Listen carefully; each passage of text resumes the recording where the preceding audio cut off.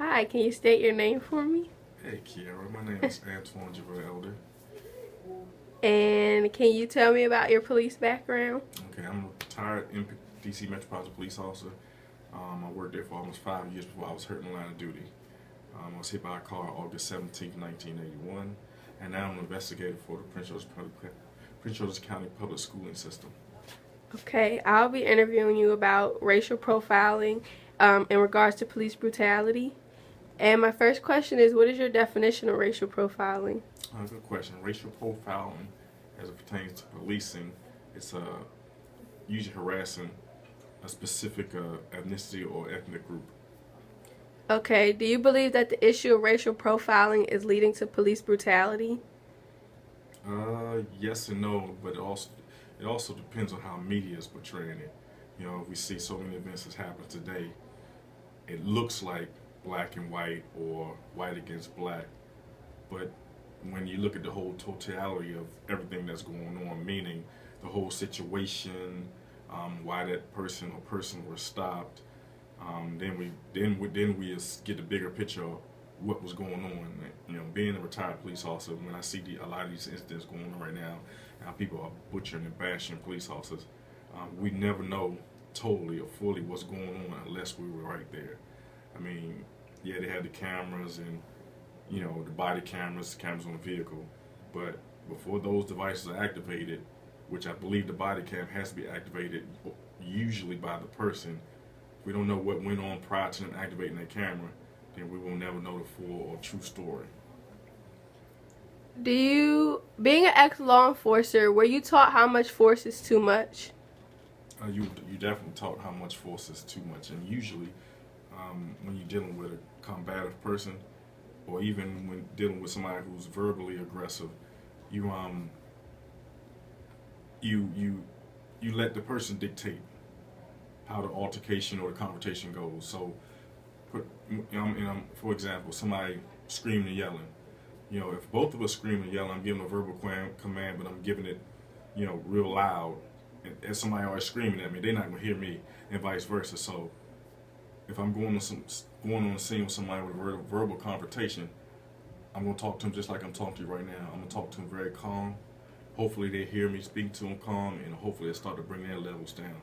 Now, when it comes to somebody physical, um,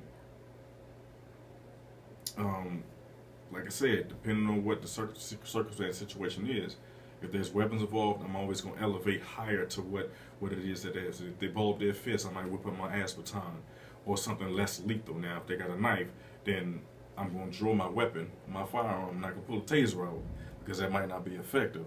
I'm going to draw my weapon, give verbal commands, and hopefully they'll surrender, drop their knife, and I can lock them up or whatever it is I have to do afterward. Hopefully I can resolve the situation peacefully. That's how I was, handling it. Was police brutality an issue while you were a police officer? No, not really. I think every police officer is different. Every threat level, every police officer, every human being out there wearing a uniform, their threat level is different. With that being said, what might scare you or frighten you might not scare me or frighten me, so I'm going to handle that totally different than what you might. Can I have your opinion on the recent cases, Mike Brown, Martise Johnson, Trayvon Martin, Oscar Grant? And do you believe that race has something to do with the way they were treated?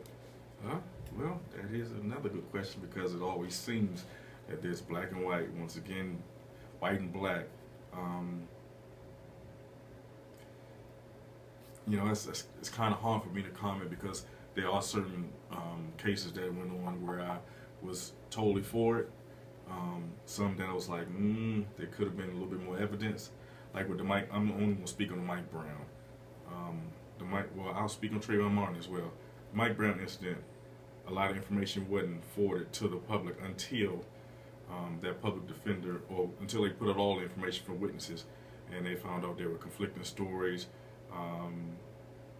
We did find out that Mike Brown was aggressive towards the officer, and it doesn't justify him, shooting him the way he did.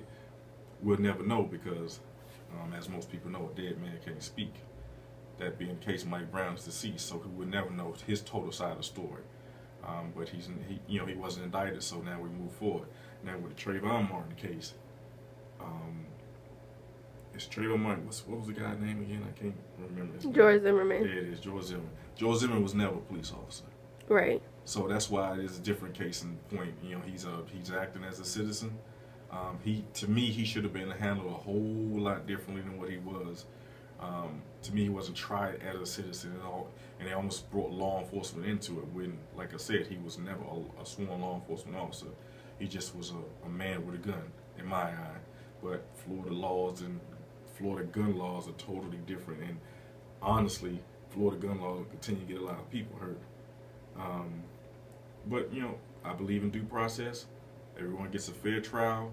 But what I want the people to know is, whenever there is an officer involved shooting, that officer more than likely will never get arrested on the scene. Because I heard a lot. Why wasn't he arrested right or immediately, or why isn't he in jail right away? Because there's a process. You know, you get an officer involved shooting, and it becomes an internal investigation. You'll get revoked of your powers, and you'll go on a administrative leave. But you know, this is what I advise people: let justice be fair and true. Let justice be fair and true. You know, let's also hear the entire story before we start passing judgment. Oh, that officer's wrong, or blah blah blah. No, let's let all the evidence come forward, and then let's go ahead and indict, you know, after that. It was said that police will be required to wear body cameras on them. What do you think can be done to decrease police brutality? Well, you know, those body cams ain't gonna stop people from being people, and those body cams ain't gonna stop officers from doing dirt. As we saw with I think the recent cases in Michigan, where several white officers jumped on a black man. Like I said, we don't know what escalated or what was said right then and there, but on the film it looks bad. And even as a retired police officer and current acting law enforcement, it don't look good for those officers. But body cams should deter people from saying things or doing certain things. But like I said, you can control those. So if I want to do something, I guess unpolice-like, then I'm gonna hit that switch accidentally.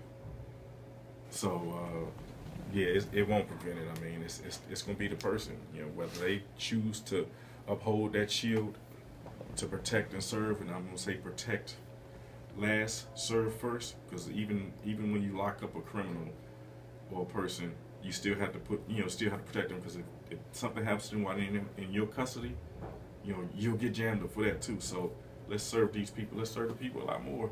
You know, we're gonna protect them. That's our job, but let's serve them too. Last question. Do you believe in the victim precipitation theory that says victims can initiate the confrontation that will eventually lead to their injury or death? In this case, that means that a victim initiates an assault by the police. If so, why?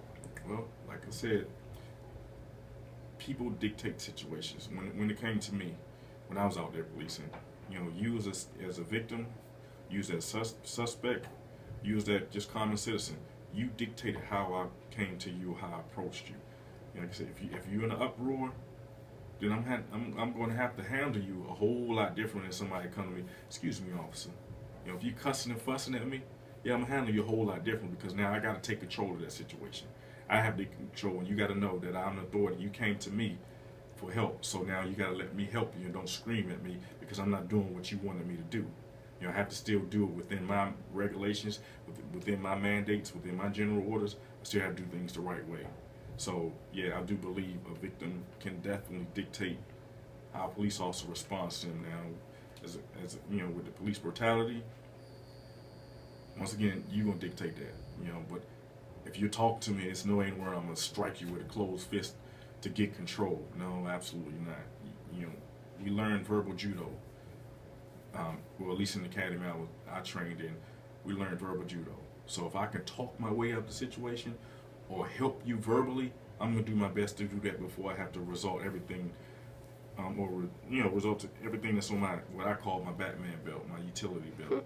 You know, I try not to use any of that on that belt unless I really had to. But that goes back to the discretion of each officer. Everybody threat level is totally different out there, being male or female. Thank you. You're welcome.